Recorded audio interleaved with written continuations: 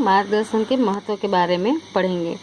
मार्गदर्शन का महत्व। व्यावसायिक इकाई में कर्मचारियों की कार्यक्षमता मार्गदर्शन पर आधारित होती है। मार्गदर्शन द्वारा कर्मचारियों को प्रोत्साहन, उनके कार्यों का निरीक्षण करके उन्हें उचित मार्गदर्शन देकर इकाई के लक्ष्य को प्राप्त किया जा सकता है। संचालन प्रक्रिया के विविध कार्यों में से मार्गदर्शन का कार्य विशिष्ट महत्व रखता है। पहला है कार्यक्षमता में वृद्धि। व्यवस्था तंत्र तभी कार्यक्षम बनता है जब उससे कार्यरत कर्मचारियों को विभागीय कार्यों के विषय में उचित मार्गदर्शन दिया गया हो। मार्गदर्शन के कारण कर्मचारियों को अपने कार्य, दायित्व और अधिकार के संबंध स्पष्टता होती है, जिससे उसकी कार्यक्षमता में वृद्धि होती है। क्या होता है कर्मचारी की कार्यक्षमता में? अगर उससे जो कार्य करने के लिए उचित मार्गदर्शन दिया गया हो, कर्मचारियों को अपने कार्य के बारे में बताया गया हो, दायित्व और अधिकार स्पष्ट किए गए हों, तो उनकी कार्यक्षमता में वृद्धि होती है। दूसरा है कार्यक्षमता का विश्लेषण। मार्गदर्शन द्वारा कर्मचारियों के कार्य का विश्लेषण किया जाता है, उनके कार्य का मूल्यांकन किया जाता है। मार्गदर्शन के अनुसार कार्य हुआ है या नहीं, कितनी मात्रा में कार्य हुआ है, उसकी कार्यक्षमता में कितनी वृद्धि हुई है, आदि विषयों का विश्लेषण और मूल्यांकन होता है। कार्यक्षमता का विश्लेषण और मूल्यांकन मतलब कि कैसे होता है कि कार्य जो काम सौंपा गया है वो कितने प्रमाण में हुआ है, किस तरीके से हुआ है, कितनी मात्रा में हुआ है, सक्षम हुआ है कि नहीं, कार्यक्षमता की वृद्धि हुई है कि नहीं, आदि विषयों का विश्लेषण। कर्मचारियों को प्रोत्साहन। मार्गदर्शन के कारण कर्मचारियों को उचित कार्य पद्धति तथा नीति नियमों से परिचित कराया जाता है। उनकी कार्य संबंधी दुविधाएं दूर की जा सकती हैं, जिससे कार्य करने का प्रोत्साहन प्राप्त होता है। प्रभावशाली आयोजन। व्यावसायिक इकाई के सभी कार्यों का आयोजन किसी एक व्यक्ति द्वारा संभव नहीं है। आयोजन करने वाले अधिकारी कार्यों की सहायता से आवश्यक जानकारी एकत्रित करके आयोजन का निर्माण करते हैं। आयोजन द्वारा निर्धारित किए गए लक्ष्यों को प्राप्त करने का कार्य मार्गदर्शन द्वारा होता है।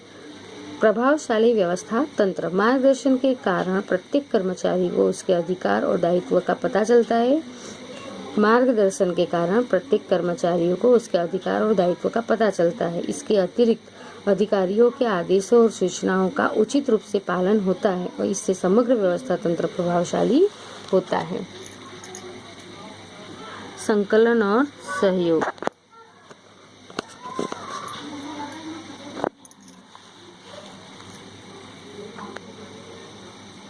संकलन और सहयोग में मार्गदर्शन द्वारा कर्मचारियों के कार्यों का संकलन साधा जा सकता है। कर्मचारियों के व्यक्तिगत उद्देश्यों को इकाई के मुख्य उद्देश्य के साथ जोड़ा जाता है। मार्गदर्शन देने वाला नेता अपने अधीनस्थों के कार्यों का संकलन करता है। नियंत्रण कार्य। मार्गदर्शन देने से कर्मचारी की कार्य संबंधी भूलों और कर्मचारियों की संभावना घटती है, कमियों की संभावना घटती है। इससे निर्धारित लक्ष्यों के अनुसार कर्मचारियों से काम लेना सरल हो जाता है। इस प्रकार नियंत्रण कार्य सरल होता है। कार्य उत्साह में वृद्धि। कार्य उत्साह में वृद्धि से मार्गदर्शन देने से कर्मचारियों का कार्य में प्रति दृष्टिकोण परिवर्तित होता है, रुचि में वृद्धि होती है। जब कोई अवरोध पैदा होता है तो कर्मचारी उसका समाधान कर सकते हैं। परिणाम स्वरूप कार्य का सातत्य बढ़ता है, जो कर्मचारियों के उत्साह में वृद्धि होती है। विचलनों की खोज। निर्धारित लक्ष्य के अनुसार कार्य होता है या नहीं, इसका मार्गदर्शन द्वारा निरीक्षण किया जाता है, जिससे अवांछनीय विचलनों को प्राथमिक स्तर पर उचित उपाय करके नियंत्रित किया जा सकता है। तो ये थे मार्गदर्शन का महत्व। अब है मार्गदर्शन के तत्व। मार्गदर्शन के तत्वों में निरीक्षण, अभिप्रेरणा, नेतृत्व और सूचना संचार। तो सबसे पहले है निरीक्षण। निरीक्षण यानी कि सुपरविजन। हम देखते हैं जैसे एग्जाम में टीचर का काम होता है कि सुपरविजन करना।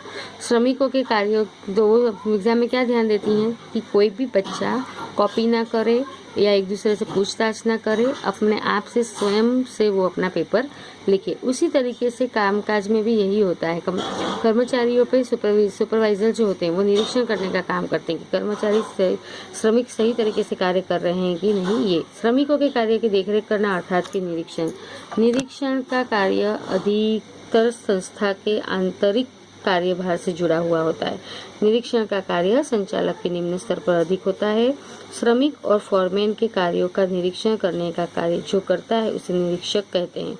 श्रमिक और फॉरमैन के कार्य संबंधी दायित्व निरीक्षक का होता है। ये संचालन के मध्यस्थ और श्रमिकों के बीच चाबी स्वरूप स्थान रखता है। निरीक्षण अर्थात अधीनस्थों उनको सौंपे गए कार्यों को उनकी दी गई सूचनाओं और आदेशों के अनुसार उचित रूप से अमलीकरण कर रहे हैं या नहीं, इसका विश्वास प्राप्त करते हैं। निरीक्षण अर्थात अधीनस्थों उनको सौंपे गए कार्यों को उनकी दी गई सूचनाओं और आदेशों के अनुसार उचित रूप से अमलीकरण कर रहे हैं या नहीं, इसका विश्वास प्राप्त करना है। व्यावसायिक इकाई के लक्ष्यों की श्रेष्ठ प्राप्ति के लिए मानवीय और भौतिक साधनों का महत्तम उपयोग संभव हो, इसका विश्वास प्राप्त करना है।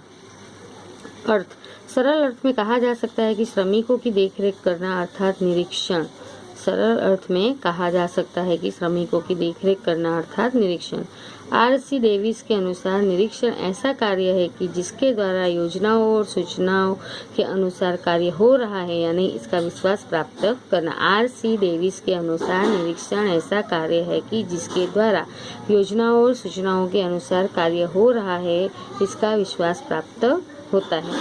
निरीक्षक के कार्यों का आयोजन करना और कार्य में आते अवरोधों दूर करना, कार्य समय पूर्ण करने के लिए आवश्यक मार्गदर्शन और निर्देश देना, कर्मचारी के कार्यों की सतत देखरेख करना जिससे समय और श्रम की बचत हो सके, कर्मचारियों के व्यक्तिगत उद्देश्यों को समग्र इकाई की उत्पादकता के उद्देश्यों के साथ जोड़ने का कार्य निरीक्षक करते हैं। कर्मचारियों की कार्यक्षमता में वृद्धि हो इसके लिए अभिप्रेरणा और प्रोत्साहन प्रदान करते हैं। कर्मचारियों में समूह भावना बनाए रखते हैं। सूचना संचार शीघ्र करने का कार्य करते हैं। इकाई में आने वाली नवीन टेक्नोलॉजी के उपयोग के विषय में मार्गदर्शन देते हैं। अगर कोई नई मशीनरी आई, कोई नई टेक्नोलॉजी आया तो उस टेक्नोलॉजी का उपयोग करने के लिए कर्मचारियों को उस विषय में मार्गदर्शन देते हैं। कर्मचारियों में अनुशासन की भावना बनाए रखते हैं। अगर कोई ऊपर अंडर देखरेख करने वाला है, सुपरविजन करने वाला है, तो कर्मचारी अपने डिसिप्लिन में रहते हैं, अपने अनुशासन में रहते हैं। और जहाँ पे कोई देखरेख करने वाला नहीं होता है, वहाँ पे एक दूसरे का देखा देखी ऑटोमेटिकली अपने में से अनुशासन शिस्त खत्म हो जाता है। तो निरीक्षक नियंत्रण नहीं करता परंतु देखभाल करता है। निरीक्षक कर्मचारियों का मित्र, दार्शनिक और मार्गदर्शक है। फ्रेंड, फिलोसोफर एंड गाइड है। निरीक्षक को ऐसा कहा गया है।